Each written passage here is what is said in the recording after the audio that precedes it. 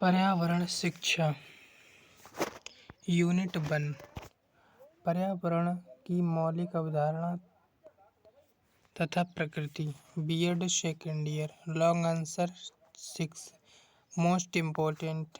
आज दोस्तों इसमें हम पढ़ेंगे फर्स्ट यूनिट का प्रश्न नंबर 6, जिसमें हम पढ़ेंगे पारिस्थितिक तंत्र के कार्य, पारिस्थितिक तंत्र के घटक। दोस्तों ये क्वेश्चन आंसर आया है 2019 तथा 2021 में। इम्पोर्टेंट है दोस्तों, अच्छा लगे लाइक करना, शेयर करना एंड सब्सक्राइब करना ना भूलना। देखते हैं आगे इसमें।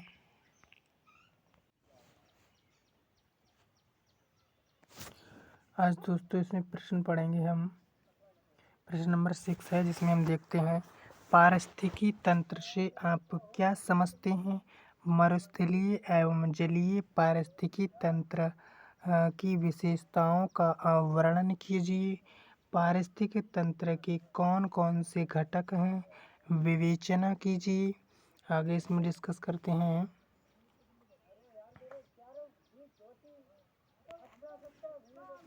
अथवा में पारिस्थितिक तंत्र की संरचना, कार्य एवं घटकों का विस्तार पूर्वक वर्णन कीजिए। अथवा पारिस्थितिक तंत्र को परिभाषित कीजिए। पारिस्थितिक तंत्र के विभिन्न घटकों एवं प्रकारों का उल्लेख विस्तार से वर्णन कीजिए। यहाँ पे विस्तार है, थोड़ा मिस्टेक है, विस्तार से वर्णन कीजिए। आगे देखते हैं इसमें।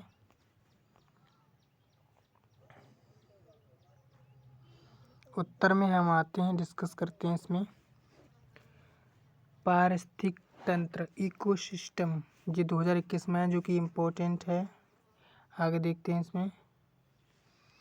पारिस्थितिक तंत्र के अंतर्गत जीवित और अजीवित वातावरण दोनों ही शामिल होते हैं, अर्थात उक्त दोनों में परस्पर संबंध होता है। इनका पारस्परिक संबंध इतना घनिष्ठ होता है कि एक के बिना दूसरे का महत्व नहीं है। उदाहरणतः प्राणी सदस्य मौजी जीव अपना भोजन स्वयं बनाने में समर्थ नहीं होते तथा किसी न किसी रूप में पौधों पर निर्भर रहते हैं। पौधों में यद्यपि खाद्य पदार्थों के संश्लेषण की क्षमता होती है, लेकिन संश्लेषण अजैविक पर्यावरण पर निर्भर करता है। भोजन संश्लेषण में जल, कार्बन डाइऑक्साइड, खनिज लवण, कार्बनिक तथा अकार्बनिक पदार्थ और प्रकाश अत्यधिक आवश्यक है। प्राणियों के उत्सर्जी पदार्थ और मरणोपरांत जीवों के शरीर के क्षय से अकार्बनिक व कार्बनिक पदार्थ भूमि पर इकट्ठे होते हैं, जो पौधों द्वारा उपभोग में लाए जाते हैं।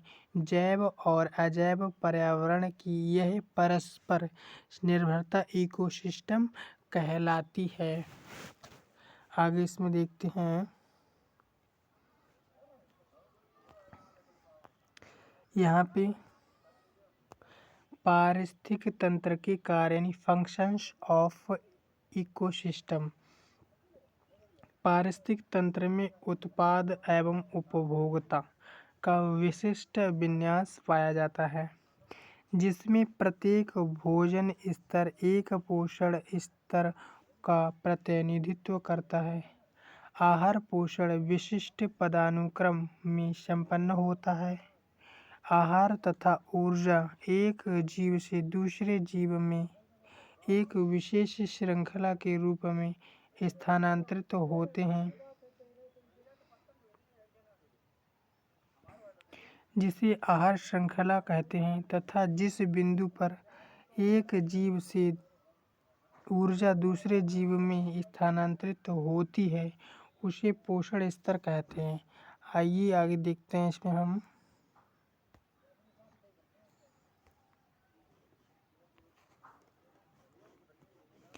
पारिस्थितिक तंत्र के घटक कंपोनेंट्स ऑफ इन इकोसिस्टम पारिस्थितिक तंत्र को संरचना के आधार पर निम्नलिखित दो घटकों में विभाजित किया गया है: जैविक घटक, अजैविक घटक।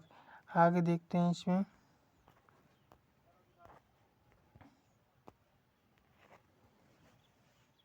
जैविक घटक में देखते हैं बायोटिक कंपोनेंट्स, यानी जीवधारियों के किसी समुदाय के जीवों में परस्पर पोषण संबंध पाए जाते हैं।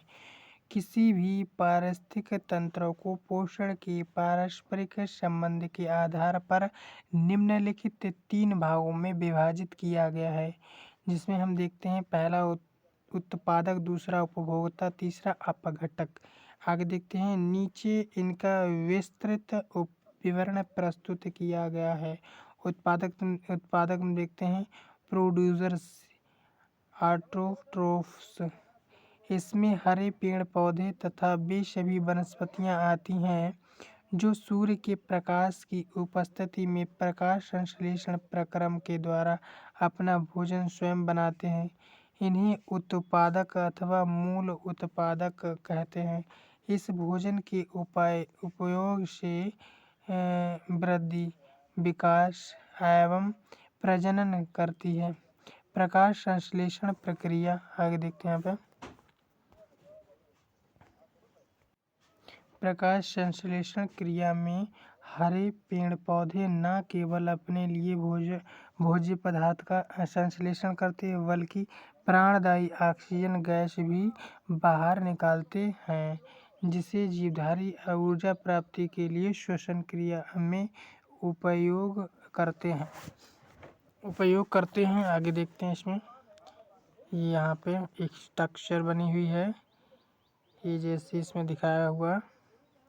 वनस्पति, जीव जंतु, जलवायु। वनस्पति, जीव जंतु एक दूसरे से संबंधित है। यहाँ पे देखते हैं आगे। फिर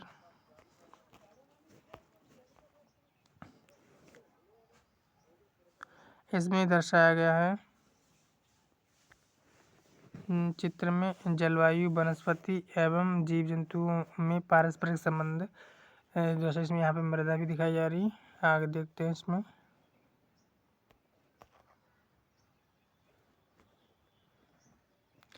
इसके विपरीत जीव जंतु परपोषी होते हैं, क्योंकि ये पेड़ पौधों द्वारा उत्पादित भोज्य पदार्थ का उपभोग करते हैं।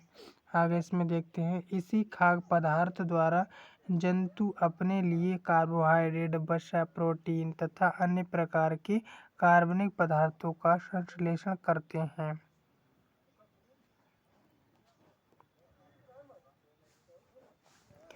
यही कारण है कि पेड़ पौधों को मूल उत्पादक तथा जंतुओं को गौण या द्वितीय उत्पादक कहा जाता है, सेकेंडरी प्रोड्यूसर।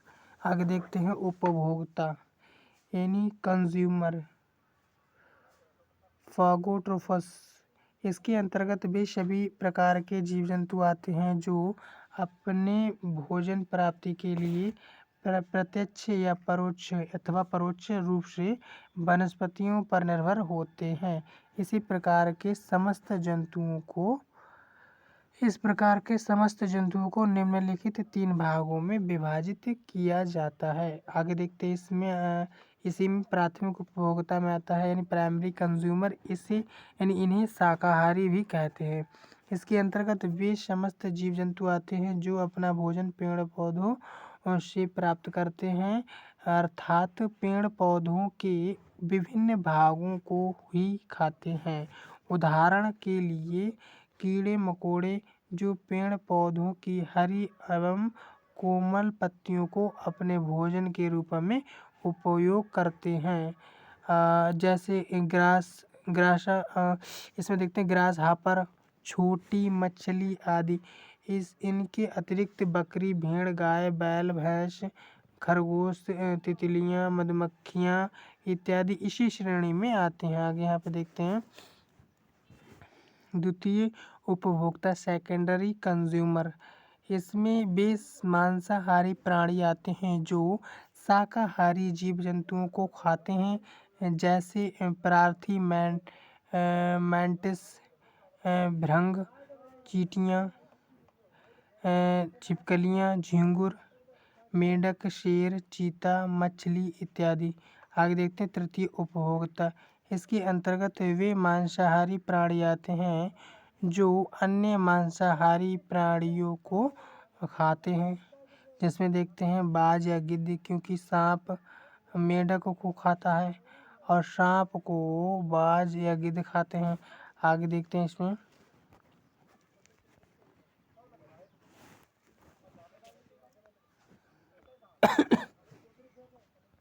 यहाँ पे आते हैं चौथे पॉइंट में उच्च मांसाहारी, टॉप कार्निवर्स। इसमें देखते हैं इसके अंतर्गत वे मांसाहारी प्राणी आते हैं जो सभी वर्गों के मांसाहारियों को मारकर खा जाते हैं, परंतु उन्हें अन्य कोई जंतु जानवर नहीं खा सकता, जैसे शेर, चीता, मगरमच्छ, उल्लू, बाज आदि। आगे देखते हैं अपघटक। इस श्रेणी के अंतर्गत मृतोपजीवी जीवाणु, कवक इत्यादि आते हैं जो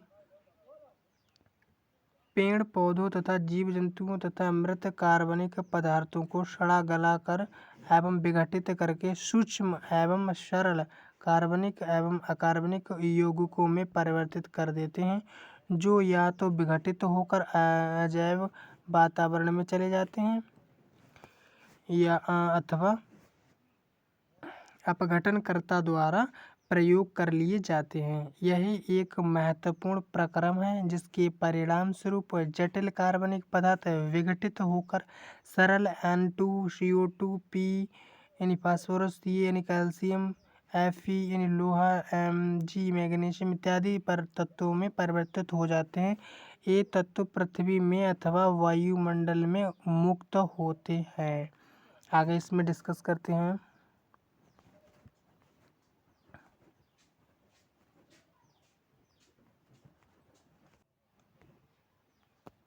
यहाँ पे देखते हैं डिस्कस रहते हैं जिन्हें ग्रहण करके पेड़ पौधे भोजन एवं शरीर का निर्माण करते हैं। यह प्रक्रम प्रकृति में निरंतर चलता रहता है और अकार्बनिक तत्वों का चक्रीय उपयोग होता रहता है। यदि ये घटक अपघटक न होते, यानी यदि ये अपघटक न होते तो भूमि तथा सागर प्रत्येक प्रकार के जीवों के मृत शरीरों से भर जाते, जिससे समुद्र में मछलियों तथा भूमि पर अन्य जीवों को रहने के लिए कोई स्थान न रहता। अपघटक मृत पौधों व जंतुओं के अपघटन द्वारा पृथ्वी को साफ रखते हैं, इसीलिए इन्हें अपमार्जक कहते हैं।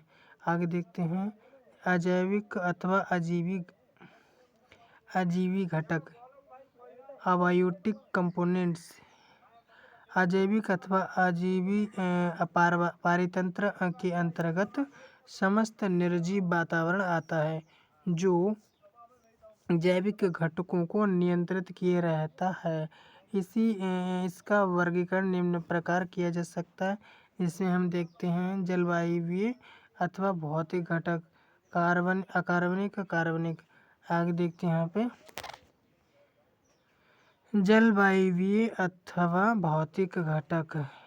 इसके अंतर्गत वायु, प्रकाश, जल, आर्द्रता, ताप, प्रकाश इत्यादि आते हैं जो जलवायु अथवा भौतिक घटक की संरचना करते हैं।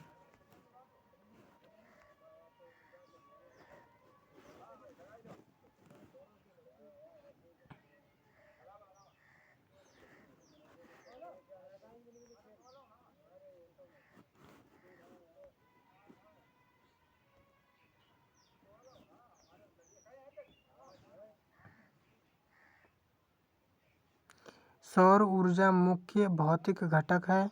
हरे पौधों में उपस्थित क्लोरोफिल इस प्रकार ऊर्जा को प्रकाश संश्लेषण क्रिया द्वारा अवशोषित कर रासायनिक ऊर्जा के रूप में संचित कर देते हैं। समस्त जीव जगत में, जिसमें परपोषी जीव भी सम्मिलित हैं, यही ऊर्जा प्रवाहित होती है और इससे ही पृथ्वी पर जीवन संभव होता है। आगे देखते हैं इसमें अकार्बनिक घटक, इनऑर्गेनिक कंपोनेंट्स।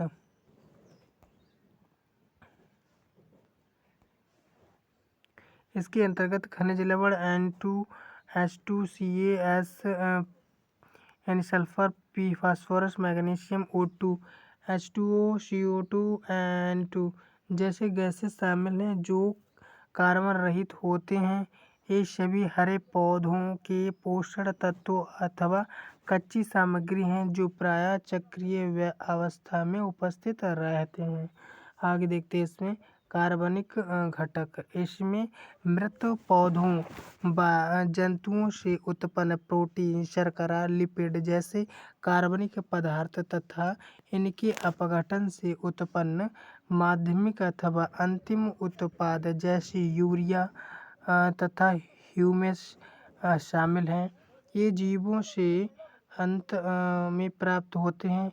मृत पोषी जीवाणुओं व कवकों की क्रिया के फलस्वरूप ये अकार्बनिक तत्वों में परिवर्तित हो जाते हैं, जिसे हरे पौधे पुनः उपयोग में लेते हैं।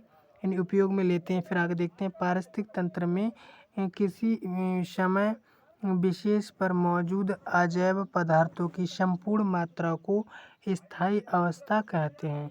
इसमें आगे देखते हैं अकार्बनिक एवं कार्बनिक घटक आपस में मिलकर ही निर्जीव वातावरण का निर्माण करते हैं। फिर आगे देखते हैं इसमें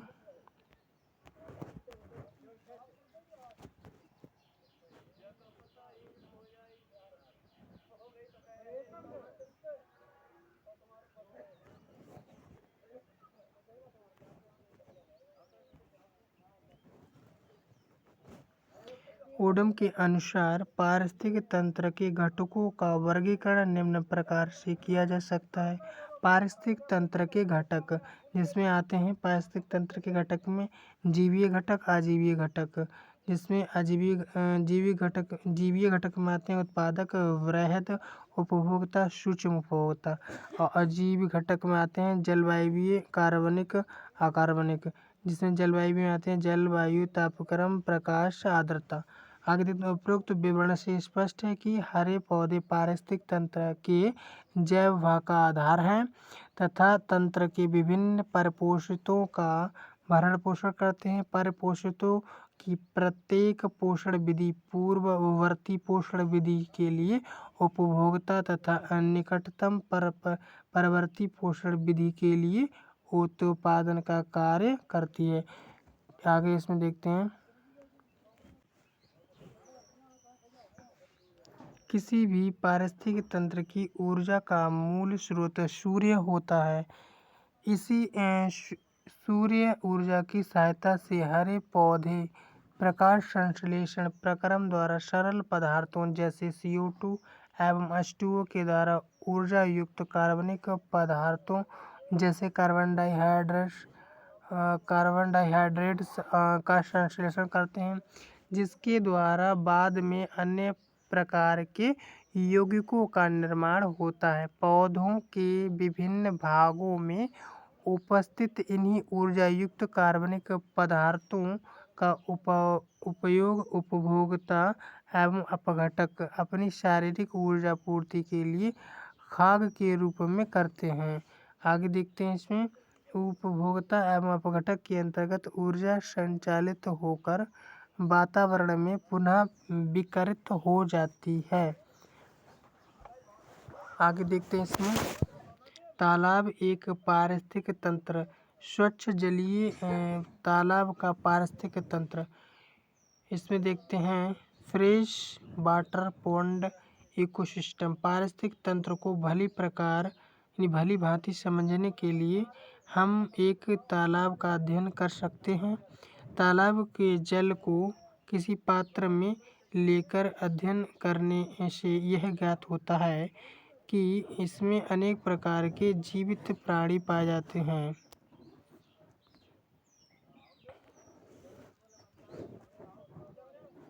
इस जल में जैव व अजैव यौगिकों का अंश पौधे एवं प्राणी मिलते हैं।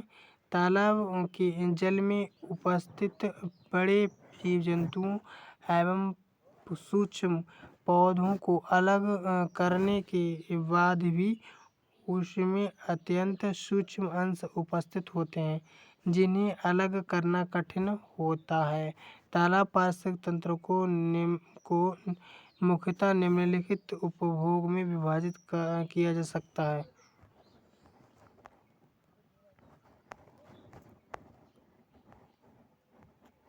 इसमें देखो क्या क्या दिखाया गया है।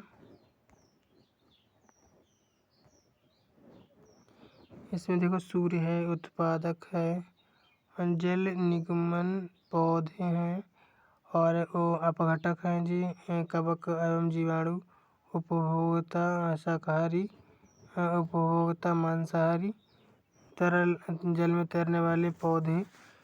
इसमें काफ़ी चीज़ें दिखाई जा रही हैं, जो कमल है, जलकुंभी है। फिर आगे देखते हैं इसमें।